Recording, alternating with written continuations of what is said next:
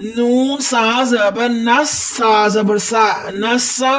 یہ جو شد ہے تین دندوں والی، یہ دو دفعہ حرف شد والا پڑھا جاتا ہے، ایک دفعہ اپنے سے متحرک حرف کے ساتھ ملا کر، ایک دفعہ اپنی حرکت کے مطابق پڑھا جاتا ہے۔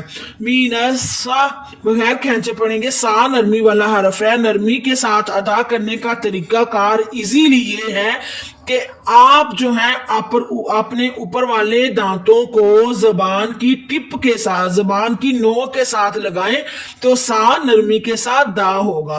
مینسا میم کے اوپر زبر ہے، ماں بغیر کھینچے پڑھیں گے، مینسا ماں۔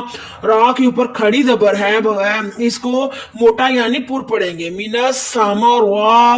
تا کے نیچے زیر ہے، بغیر کھینچے پڑھیں گے، اور تی یہ حروف تو حجی میں جیسے یہ پڑھا جاتا ہے تا اس کو ایسے ہی پڑھیں گے، مینس سامارواتی۔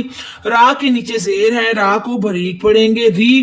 را کو زا کے ساتھ ملائیں گے، ساکن زا ساکن ہے اس لیے را کو زا کے ساتھ ملائیں گے، را زا زیر رز۔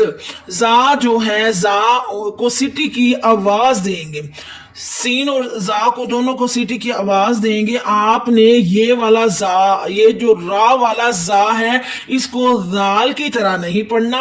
زال کون سی؟ دال زال جیسی جو زال ہوتی ہے، اور زال اس کو دونوں کو نرمی کے ساتھ ادا کرتے ہیں، اور یہ زا، را زا والا زا، اس کو تھوڑی سی سیٹی کی آواز دیتے ہیں۔ رز قاف قلقلہ ہے، اس کو حروف مستعلیہ میں سے قاف اس کو موٹا پڑھیں گے، رزقن، رزقن۔